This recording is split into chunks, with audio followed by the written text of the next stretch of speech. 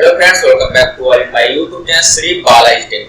Guys 14 जुलाई को जब चंद्रयान 3 लॉन्च हुआ था उसके बाद मैंने एक वीडियो बनाया था जिसमें आप लोगों को बहुत ही सरल शब्दों में बताया था कि चंद्रयान 3 क्या है, उसको चंद्रमा पर किस लिए भेजा गया है। और गाइस मैंने उसी में आप लोगों से बताया था जो चंद्रयान 3 है उसको चंद्रमा के साउथ पोल पर भेजा जाएगा और यदि यहाँ वहां पे सॉफ्ट लैंडिंग कर लेता है तो यह विश्व का ऐसा पहला देश होगा जो वहां पे सॉफ्ट लैंडिंग कर लेगा सबसे पहले। लेकिन फ्रेंड्स अभी 10 अगस्त को रशिया ने लूना 25 को लॉन्च किया है और इसको बताया जा रहा है कि यह 1 हफ्ते या 10 दिन में वहां पे पहुंच जाएगा। और यदि यह पहले ही पहुंच गए चंद्रयान 3 से तो यह विश्व का ऐसा पहला देश हो जाएगा जो वहां पे लैंड करेगा।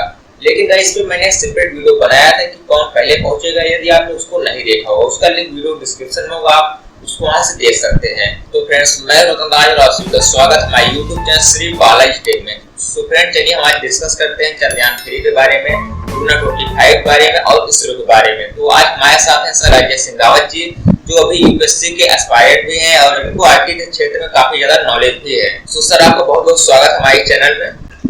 नमस्कार रतन जी। नमस्कार सर जैसा कि आपको पता होगा जब सेकेंड वर्ल्ड वॉर हुआ, द्वितीय विश्व युद्ध हुआ, उसके बाद जो विश्व के अग्रणी देश थे उसमें अंतरिक्ष में जाने पर या अंतरिक्ष में अपना वर्चस्व कायम करने के लिए आपस में होड़ मच गया जिसमें जैसे रसिया और अमेरिका भी था। लेकिन उसमें जो इंडिया था उसका यहाँ पर कहीं पर भी उसका उल्लेख नहीं था, उसकी जो इसरो थी उसकी स्थापना भी नहीं हुई थी। और जैसा कि आपको पता होगा जो इसरो ने पहला अपना मिसाइल लॉन्च किया था आर्यभट्ट, वो रसिया द्वारा लॉन्च करवाया गया था। लेकिन जैसे कि अभी आपको पता हो वर्तमान समय में जो इसरो है ये विश्व में अपना एक अलग छाप छोड़ दिया है और विश्व की टॉप 4 स्पेस एजेंसी में इसका नाम आता है।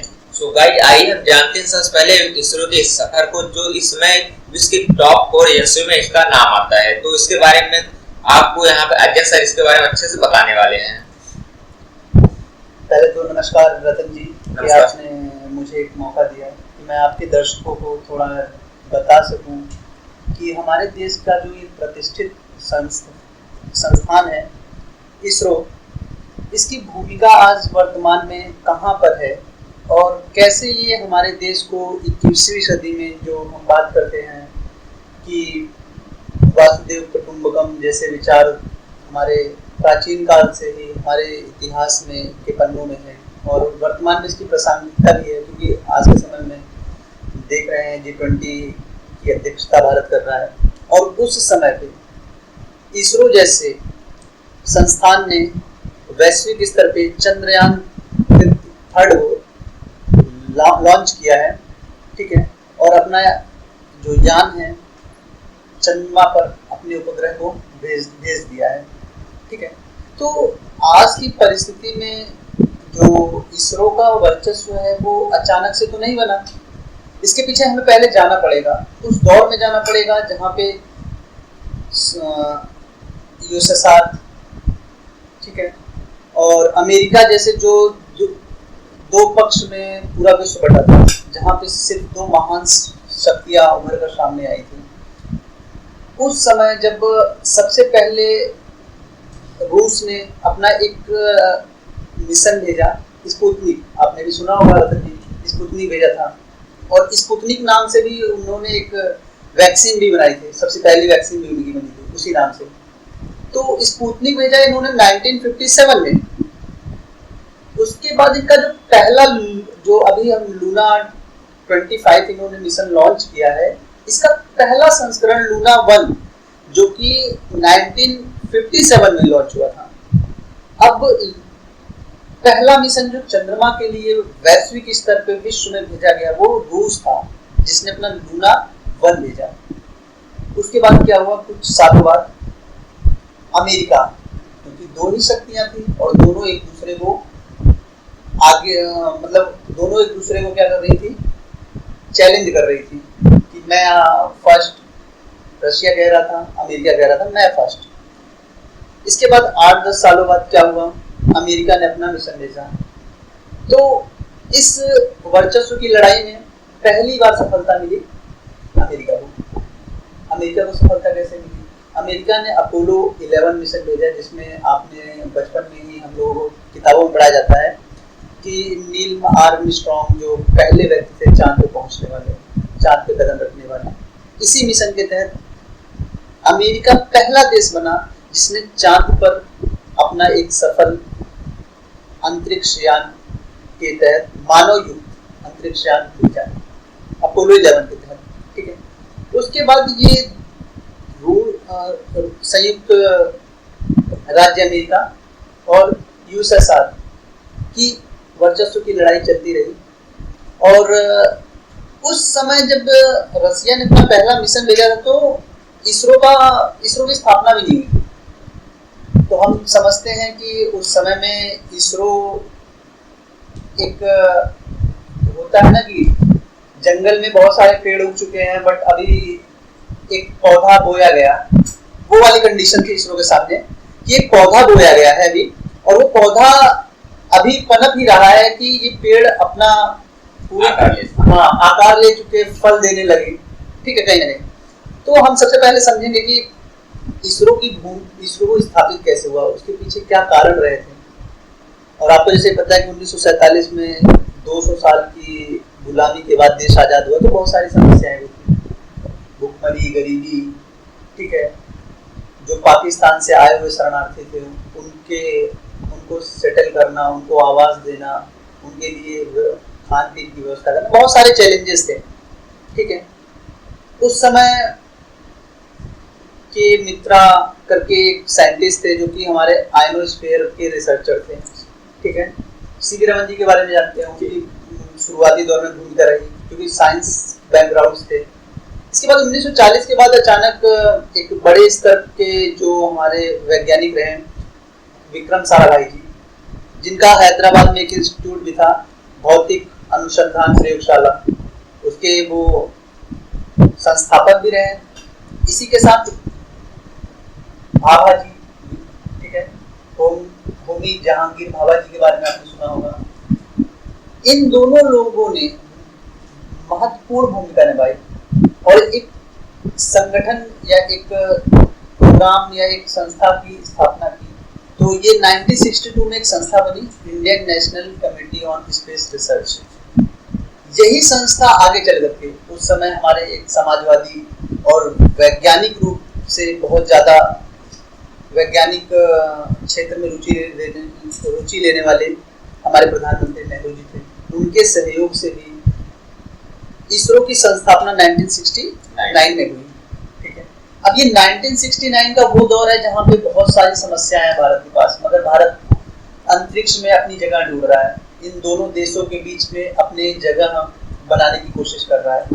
ये बहुत मुश्किल था कि आप ऐसे दो देश जो विश्व की दो शक्तियां हैं, वो उनके बीच में अपने एक जगह बनाना, अपनी पहचान बनाना, बहुत उस टाइम पे स्ट्रगल था क्योंकि भारत में खुद ही इंटरनल पॉलिटिक्स चल रही थी, ठीक है। बहुत सारी गरीबी, भुखमरी, बेरोजगारी की समस्या थी। तो कहीं न कहीं जब इन लोगों ने अपना मिशन लॉन्च कर दिया और इसरो की स्थापना हुई, समझ रहे हैं, तो वहां से लेकर के इसरो ने अपना पहला मिशन लॉन्च किया था, जैसे कि आपने बताया आर्यभट्ट। हाँ, बिल्कुल बिल्कुल सही। आर्यभट्ट जो बताया, आर्यभट्ट वो भी रसिया की सहायता से इसको लॉन्च किया गया, सोवियत संघ था उसका। हाँ। इसके बाद एक रोहिणी करके पहला ऐसा उपग्रह था जो इंडिया ने खुद ही लॉन्च किया, इसमें किसी का सहयोग नहीं लिया गया, ठीक है। अब ये धीरे धीरे हमने 1974 में एक परमाणु परीक्षण भी किया था जो कि असफल रहा था और कई सारे हमारे ऊपर प्रतिबंध भी लगाए गए वैश्विक स्तर पे। तो उन सारी समस्याओं को हमने स्वीकार किया और उसके लिए हमारे इसरो जैसे महान संस्थान जो आज देश विश्व के अग्रणी संस्थानों में अपनी भूमिका निभा रहा है, ठीक है, उसने वो सारे चैलेंजेस स्वीकार करते हुए धीरे धीरे आगे बढ़ा। और आज जैसा कि आप जानते हैं इसरो के महत्व को, कि कुछ रिसर्चर्स या वैज्ञानिक या विशेषज्ञ बता रहे हैं कि इसरो इस समय अगर $1 अपने किसी भी प्रोजेक्ट पे खर्च करता है तो वो $2 कमा रहा है। तो $1 इन्वेस्ट करके $2 कमाना, ये अपने में आज के समय में बहुत महत्वपूर्ण है। और इसकी जो इम्पोर्टेंस है ये हमारे वैज्ञानिकों की देन है, हमारे सरकार की देन है कि सरकार और वैज्ञानिक मिल करके हम इसरो को यहाँ तक पहुँचा पहुंचा पाए। तो ये एक जर्नी थी और इसमें हमने चंद्रयान का सफल परीक्षण किया। चंद्रयान द्वितीय जो 2019 में 22 जुलाई को लॉन्च किया, किसी कारणवश सॉफ्ट लैंडिंग नहीं होने की वजह से, टेक्निकल इश्यू आने की वजह से वो अर्ध रूप से सफल माना गया। और उसी का एक उत्तरोत्तर अगला चरण है, जो उसी को पूरक चरण है, चंद्रयान 3। ठीक है, इससे पहले भी बहुत सारे हमने मिशन लॉन्च किए। आज हम अगर इसरो के महत्व को समझे तो आप समझेंगे कि इसरो आज भारत के ही मिशन को नहीं, भारत के ही सैटेलाइट को लॉन्च नहीं कर रहा, ये हमारे पड़ोसी देशों को सहयोग पहुंचा रहा है, विदेशों के सैटेलाइट्स को भी लॉन्च कर रहा है बहुत सस्ते में। ये इसकी उपलब्धि है कि आज ये वैश्विक स्तर में सबसे कम दाम में सैटेलाइट लॉन्च कर रहा है। कहीं ना कहीं इसमें नासा जैसे और बड़े बड़े संस्थान, यूरोपीय स्पेस एजेंसी, रॉसकॉस्मोस को कहीं ना कहीं चुनौती दे रहा है। तो ये इसकी जो इम्पोर्टेंस है आज के समय में बढ़ के आई है, ये समझना पड़ेगा। ठीक है, सो गाइस, जैसा कि अभी सर ने इसरो के बारे में बताया, इसरो क्या भूमिका है, इसरो का क्या महत्व है, और उसके बाद सर ने बताया कि जो अमेरिका है उसका जो अपोलो मिशन है उसके बारे में आप लोगों को बताया, और रसिया को किस प्रकार से टक्कर दे रहा है, अमेरिका को किस प्रकार से हमारा इसरो टक्कर दे रहा है, और किस प्रकार इस होड़ में आगे निकलने की कोशिश कर रहा है, और उसका कोशिश जो है लगातार जारी हुई है। तो आइए हम जानते हैं जो चंद्रमा पर जाने की होड़ मची है, या जो स्पेस में अपना वर्चस्व कायम करने का जो होड़ मचा हुआ है, इससे मानव समाज को क्या लाभ होने वाला है, तो इसके बारे में आपको सर थोड़ा डिटेल में बताएंगे। तो सर आप बताइए, जो चंद्रयान 3 लॉन्च किया गया है इंडिया के द्वारा, और इससे रसिया ने अभी लूना 25 भी लॉन्च कर दिया है, तो इनमें जो आपस में होड़ मची हुई है, तो इसमें जो मानव समाज है या जो हमारे कंट्री को, इसको क्या ऐसा फायदा होने वाला है, तो आप हमारे व्यूअर्स को इसके बारे में थोड़ा डिटेल में बताइए। ओके रतन जी, देखिए आज 21वीं सदी है और 21वीं सदी में कहा गया है कि जो डेमोक्रेसी होती है, जो इंफॉर्मेशन होती है, वो करेंसी है डेमोक्रेसी की। समझ रहे ना आप? जी। हर देश के में आज आईटी सेक्टर डेवलप कर रहे हैं, सारी चीज इंफॉर्मेशन है। आप जितनी सूचनाएं लोगों तक पहुंचा पा रहे हैं, सही इंफॉर्मेशन एकत्रित कर पा रहे हैं, और अगर आज आप देखते हैं कि हम सारी चीज़ों को क्या कर रहे हैं, इंफॉर्मेशन को ले रहे हैं किसी न किसी माध्यम से, चाहे यूट्यूब का माध्यम हो, चाहे इंटरनेट का माध्यम हो, चाहे हम ट्विटर, सोशल मीडिया बहुत सारे यूज कर रहे हैं, तो हम इंफॉर्मेशन को ही एक जगह से दूसरी जगह ट्रांसफर कर रहे हैं। तो 21वीं सदी में साइंस एंड टेक्नोलॉजी का बहुत इंपॉर्टेंस है। अगर हम इसके बगैर अपने दो पल को भी नहीं सोच सकते कि हम इसके बगैर आज का जीवन और आज की दुनिया की इस दौर में हम अपने आप को आगे ले जा सकते हैं, इसके बगैर तो संभव नहीं है। ठीक है, तो अब देखिए चंद्रमा पे सभी को पहुंचना या सब पहुंचना क्यों चाह रहे हैं, क्या रीजन है? पहला रीजन तो ये है राजनीति, कि हर कोई 21वीं सदी की उभरती शक्ति बनना चाह रहा है या अपने वर्चस्व को कायम रखना चाह रहा है। दूसरा क्या है कि ये मानव सभ्यता और मानव की जरूरतों को हासिल करने के लिए, क्योंकि अभी आपको पता है कि ऊर्जा क्षेत्र में बहुत समस्या चल रही है देश में। इंडिया जैसे कंट्री में ऊर्जा के लिए हम 85% ऊर्जा आयात कर रहे हैं, इंपोर्ट कर रहे हैं एनर्जी को, तो इंडिया के लिए तो बहुत ज़्यादा इम्पोर्टेंट है। उसके साथ साथ रिसोर्सेज, तो चंद्रमा पे जब अमेरिका ने अपोलो 11 भेजा तो उस टाइम वो वहां से मिट्टी लेके आए, तो उस मिट्टी को जो नाम था वो रिग लोलिथ दिया गया था उसको। ठीक है, उसके बाद लूना 17 गया, लूना 17 हम कह सकते हैं, सोवियत रसिया द्वारा। हाँ, सोवियत रसिया द्वारा गया। अब वो उसने बहुत मतलब नई खोज या नई चीज बताई चंद्रमा के बारे में, कि जो लूना 11 है, 17 है सॉरी, उसने बताया कि जो चंद्रमा की उत्पत्ति और पृथ्वी की उत्पत्ति वो एक से आसपास के काल समय में हुई है। अब इससे क्या है कि अगर हम चंद्रमा के बारे में जितना अध्ययन करेंगे हम उतना पृथ्वी के बारे में जानने की कोशिश कर सकते हैं। ठीक है, दूसरी चीज देखिए, अभी कुछ जो नासा जैसे जो अग्रणी संस्थान है अंतरिक्ष में शोध करने के लिए, उनके द्वारा या फिर जितनी भी खोजें हुई हैं उससे ये पता चल पाया है कि वहाँ पे बहुत बड़ी मात्रा में खनिज संसाधन उपलब्ध है, जैसे एल्युमिनियम है, तांबा है, लोहा है, ठीक है। ये जो संसाधन है, टाइटेनियम है, ये सारे जो धातुएं हैं, ये इनका प्रचुर मात्रा में वहाँ उपलब्ध है। दूसरी चीज हीलियम थर्ड एक गैस होती है जो कि एक स्वच्छ ऊर्जा, सबसे स्वच्छ ऊर्जा के रूप में मानी जाती है, उसकी भी बहुत बड़ी मात्रा में वहाँ पे प्रचुर मात्रा में उपलब्ध है।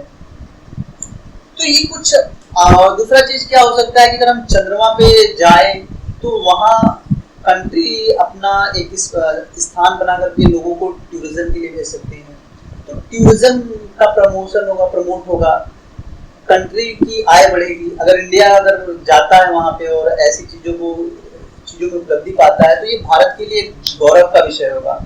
हम लोगों को चांद पे भेज पाएंगे और स्पेस के बारे में बता पाएंगे। तीसरा चीज विशेषज्ञों का या वैज्ञानिकों का कहना है कि अगर हम चंद्रमा में पहुंच पाते हैं तो वहां से हम मंगल और बुध पे भी आसानी से जा सकते हैं या उनकी खोज हम आसानी से कर सकते हैं। तो ये एक बहुत बड़ी उपलब्धि है कि जैसे मंगल पे जीवन संभव है कि नहीं। हमारा एक पहला मिशन मंगलयान भी गया था जो कि सफल था बिल्कुल। तो कहीं ना कहीं आने वाले समय में बहुत सारी संभावनाएं हैं मानव जीवन के लिए, मानव और अंतरिक्ष में नई नवाचार या खोज के लिए। तो ये सारी संभावनाएं समेटे हुए है। अब वहां पे हम जब हमने चंद्रयान फर्स्ट भेजा था तो हमने एक बड़ी उपलब्धि ये हासिल की थी कि वहां पे हमने जल के कण H2O के साक्ष्य पाए थे या हमने बताया था। तो कहीं ना कहीं ये मानव के जीवन की जो समस्या है उसको कम करेगा और एक सार्थक रहेगा। तो बहुत सारी चीजें, बहुत सारे आयाम हैं, समझना पड़ेगा क्योंकि अब पृथ्वी पे रिसोर्सेज कम है, जनसंख्या बढ़ती जा रही है, नए नए चैलेंजेस हैं। तो वैज्ञानिक यही चाह रहे हैं कि कहाँ से हम अपनी आपूर्ति करें और हम मानव को एक आने वाले मानव को हम वो सारी चीजें या वो सारी सुख सुविधाएं उपलब्ध करा सके जो हम आज भोग रहे हैं। ठीक है। तो सर ने जैसे अभी बताया कि जो चंद्रयान 3 है इसका जाने का क्या मिशन है, जैसे वहाँ पे जो भी इम्पोर्टेंट पदार्थ हैं, जो भी इम्पोर्टेंट मटेरियल है उनका खोजना है, उससे हमको क्या बेनिफिट्स हो सकता है, उससे यहाँ मानव जाति को क्या बेनिफिट्स हो सकता है, उसके बारे में आप लोग को बताया। तो चलिए हम सब जानते हैं जैसे कि और सारे कंट्रीज हैं जैसे नासा हुआ या रशिया, उसके जो स्पेस एजेंसियां हैं वो कोई भी मिशन भेजती हैं तो उसमें बहुत ज़्यादा खर्च आता है। और जो हमारा यहाँ पे इसरो है ये बहुत ही कम खर्च में बहुत ही अच्छा कार्य करता है, तो उसके बारे में आप क्या कहना चाहेंगे?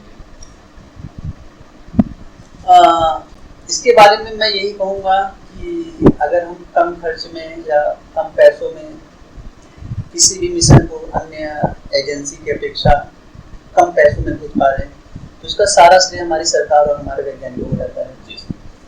और ये कहीं ना कहीं हमारी बहुत बड़ी उपलब्धि है कि हम देश दुनिया के सैटेलाइट्स, बहुत सारे सैटेलाइट्स लोग अन्य देश हमारे इसरो से लॉन्च करा रहे हैं। क्यों? क्योंकि इसकी लागत कम है।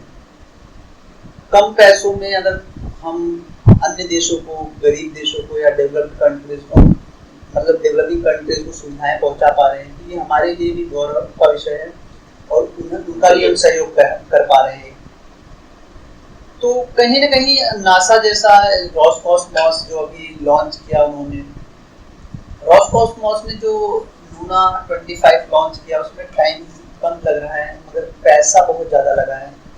हमारे पास संसाधन कम होने की वजह से आर्थिक रूप से हम इतना अपने बजट का नहीं खर्च कर पाते अनुसंधान में, अंतरिक्ष अनुसंधान में, जिसकी वजह से हमारे पास संसाधन की कमी है। बट हमारे जो वैज्ञानिकों का जुझारूपन है या हम पीछे नहीं रहना चाहते, वो वाला जो जुनून है ना, उस जुनून की वजह से हम कम पैसों में भी बेहतर कर पा रहे हैं। ठीक है। तो ये कहीं ना कहीं हमारी उपलब्धि है और इससे हम आने वाले समय में और बेहतर करेंगे। हमें अपने वैज्ञानिकों पे, अपनी सरकार पे पूरी तरीके से विश्वास है कि हम बेहतर करेंगे।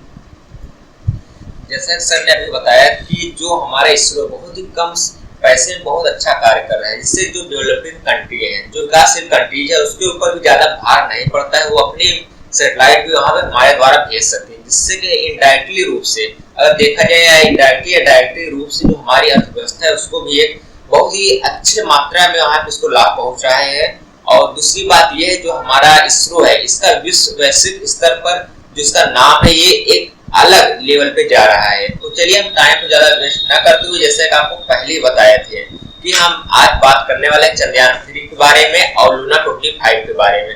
तो चलिए हम चलते हैं अपने अंतिम पड़ाव पे और सर से पूछते हैं जो चंद्रयान 3 है और जो लूना 25 है, इन दोनों का महत्व क्या है, इन दोनों में क्या यहाँ ऐसा अंतर है जो कि यहाँ इन दोनों में आपस में होड़ मची हुई है, और इन दोनों में कोई पहले पहुंच जा रहा है उसका क्या यहाँ लाभ होने वाला है, या इन दोनों में आपस में ऐसा क्या संबंध है। तो इसके बारे में सर थोड़ा डिटेल में आप लोग को बताएंगे।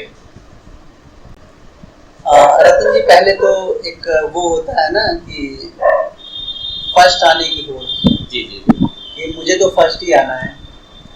भारत एक ऐसा देश बनने जा रहा है, अगर ये मिशन सफल रहा और रूस ने जो अपना लूना 25 भेजा है वो किसी कारणों से अगर असफल होता है तो, या हमारे समय के बाद पहुंचता है तो, ये विश्व का पहला देश बनेगा जिसने दक्षिण साउथ पोल पर, मून के साउथ पोल पर अपना मिशन सफल मिशन पूर्ण किया। तो भारत का ये गौरव का विषय होगा जहाँ पे वो अपने वैश्विक स्तर पे एक पहचान बना पाएगा। उसी के देखते हुए रूस ने कम समय में अभी एक 10 अगस्त को एक मिशन लॉन्च किया लूना 25, और ये बताया जा रहा है रूस की एजेंसी के द्वारा कि वो 21 अगस्त को, जैसा कि हमारा 23 अगस्त को पहुंचने वाला है, वो 21 अगस्त को वहां पे लैंड करेगा। सबसे बड़ी समस्या इसमें यही है कि सॉफ्ट लैंडिंग की। अब दोनों के जो लैंडर हैं, हमारे लैंडर में पहले भी हमने भेजा था, बट सॉफ्ट लैंडिंग ना होने की वजह से हमारा वो मिशन आंशिक रूप से असफल रहा। ठीक है, बट इस बार हमने पूरी तरीके से, हमारे वैज्ञानिकों ने इसकी जांच पड़ताल की, संभावनाएं क्या क्या हो सकती हैं, क्या क्या प्रॉब्लम्स आ सकती हैं, इन सारी प्रॉब्लम्स को एक मतलब समराइज करते हुए उनको सॉल्व किया है। और पूरी आशा है, हमें अपने वैज्ञानिकों को उम्मीद दी है कि इस बार का मिशन सफल रहेगा। अब इन दोनों मिशन में क्या डिफरेंसेस हैं, तो हमने कम पैसों में चांद पे पहुंचने की कोशिश की है और कुछ ही दिनों में ये सपना साकार भी हो जाएगा। बट वहीं रसिया, जहां यूक्रेन से उसके काफी समय से युद्ध चल रहे हैं, और रसिया अपने आप को आगे या नंबर 1 बनने की कोशिश में उसने भी हाल ही में लॉन्च किया अपना लूना 25। तो लूना 25 और हमारा जो मिशन है उसमें डिफरेंस, सबसे बड़ा डिफरेंस क्या है कि लूना 25 में सिर्फ एक लैंडर है जो लैंड करेगा, बट हमारे पास एक लैंडर है और एक रोवर भी है साथ में। अब ये रोवर क्या करेगा, जब लैंड करेगा साउथ पोल पर मून के, तो वहां से रोवर निकलेगा, लैंडर से रोवर निकलेगा और ये चांद की सतह पे घूमेगा और वहां से उसका एनवायरनमेंट चेक करेगा कि वहां की एनवायरनमेंट कैसा है, वहां पे कौन कौन सी खनिज मिनरल्स उपलब्ध हैं, वहां पे और क्या संभावनाएं हो सकती है मानव की बेहतरी के लिए, भविष्य में क्या संभावनाएं हो सकती है, इन सारी चीजों की जांच करेगा और ये सारी सूचनाएं हमें कहीं ना कहीं हमें भारत को प्राप्त होंगी। दूसरी चीज, रसिया में क्या है, रसिया ने जो भेजा है लूना 25, उनके पास कोई लैंडर नहीं है, बट उस लैंडर में रोवर नहीं है, सॉरी मैं बताना चाहता हूँ दर्शकों को, उन्होंने जो लैंडर भेजा है उसमें कोई रोवर नहीं है, जो बट उस लैंडर में बहुत सारी चीजें हैं, सोलर पैनल है, कंप्यूटर सिस्टम है, मिट्टी खोदने के लिए मशीन है, बिल्कुल, और रोबोट्स भेजे गए हैं। तो उनका भी काफी टेक्निकल तरीके से, टेक्नोलॉजी से बेहतरीन है, और लगभग वो 1 साल रहने वाला है वहाँ। हाँ, जैसे हमारा चंद्रयान है ये लगभग 14 दिन रहने वाला है। 14 दिन। इसका रीजन ये है कि जैसे कि हमारे यहाँ पे 24 घंटे मतलब 12 घंटे में दिन और रात हो जाती है, बट वहाँ पे क्या है, अगर कि पृथ्वी के सापेक्ष बताया जाए, जो 14 दिन का हमारे यहाँ पृथ्वी का टाइम है, वहां पे वो एक दिन का टाइम होता है। जो 14 दिन हमारे यहाँ बीतता है तो वहाँ दिन बीतता है सिर्फ। और जो हमारा रोवर है या लैंडर है, उसको सूर्य ऊर्जा की जरूरत है, तभी वो वर्क कर पाएगा। तो वो सोलर पैनल के अकॉर्डिंग वो अपनी ऊर्जा वहां से लेगा। अगर वो ऊर्जा मिलती रहेगी तभी वो वर्क कर पाएगा। तो ये सारे डिफरेंसेस हैं, बट मैं उम्मीद करता हूँ कि दोनों मिशन पहुंचे और दोनों सफल हों, बट दिल से इच्छा ये है कि हमारा पहले पहुंचे। ठीक है, तो और ये दोनों मिशन अगर सफल होते हैं तो मानव को आने वाले समय में बेहतर रिजल्ट्स मिलेंगे और हम कुछ नया अंतरिक्ष के बारे में पता कर पाएंगे, अंतरिक्ष के बारे में और हम लोगों को जागरूक कर पाएंगे। ठीक है, सो गाइस, जैसे सर ने बताया जो लूना 25 और चंद्रयान 3 है, इनमें क्या अंतर है और कौन पहले पहुंच सकता है। जैसे सर ने बोला भी कि हम चाहते हैं कि जो हमारा इंडिया का मिशन है चंद्रयान 3 ये पहले पहुंचे। सो गाइस, हम आप लोग को एक बात और बता देते हैं कि यदि चंद्रयान 3 थोड़ा लेट पहुंचता है तो भी आप लोग को निराश होने की जरूरत नहीं है, क्योंकि जो चंद्रयान 3 है ये तब भी इतिहास रचेगा। जैसे सर ने बताया भी था कि जो लूना है इसमें रोवर नहीं है और जो हमारा चंद्रयान 3 इसमें रोवर है, तो यहाँ इतिहास में ये तो लिखा जाएगा कि चंद्रमा की साउथ पोल पर सबसे पहले रोवर को भेजने वाला कोई देश है तो इंडिया है। चाहे भले हमारा इंडिया बाद में पहुंचे, लेकिन यहाँ पे इतिहास में इसका पहले नंबर पर नाम आने वाला है। सो फ्रेंड, चलिए हम वीडियो को यहीं पे एंड करते हैं क्योंकि टाइम बहुत ज्यादा हो रहा है। लेकिन उससे पहले हम सर से ये जानना चाहते हैं कि सर हमारे दर्शकों को, हमारे व्यूअर्स को क्या बताना चाहते हैं।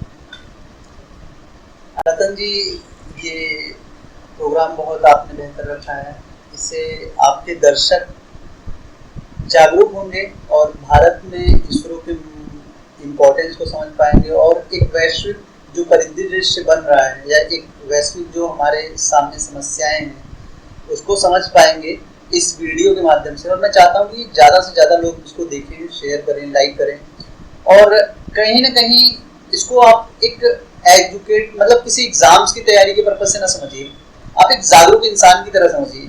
आप एक इंडिया के नागरिक हैं, भारत के नागरिक हैं, तो भारत की उपलब्धियों को आपको समझना चाहिए कि हम कहाँ कहाँ पहुँच रहे हैं और हम वो क्या ऐसी चीज़ें कर पा रहे हैं जो कि आज के चैलेंजेस हैं। तो कहीं ना कहीं ये जागरूक करता है इंसान को। तो मैं आपके व्यूअर्स को यही कहना चाहूँगा कि ज़्यादा से ज़्यादा देखें इस वीडियो को और जो भी रिस्पॉन्स हो, जो भी क्वेश्चन हो आपके, जो भी क्वेरीज हो, आप कमेंट बॉक्स में पूछिए। हम 100% उसको आपके प्रॉब्लम्स को सॉल्व करेंगे और आने वाले ऐसे ही जो समसामयिक मुद्दे होते हैं, करंट के मुद्दे होते हैं, हम उस पर चर्चा करते रहेंगे। और कैसा रहा ये हमारा ये प्रोग्राम, आप जरूर कमेंट करके बताइएगा। धन्यवाद रखिए। बहुत बहुत धन्यवाद सर अपना कीमती टाइम देने के लिए।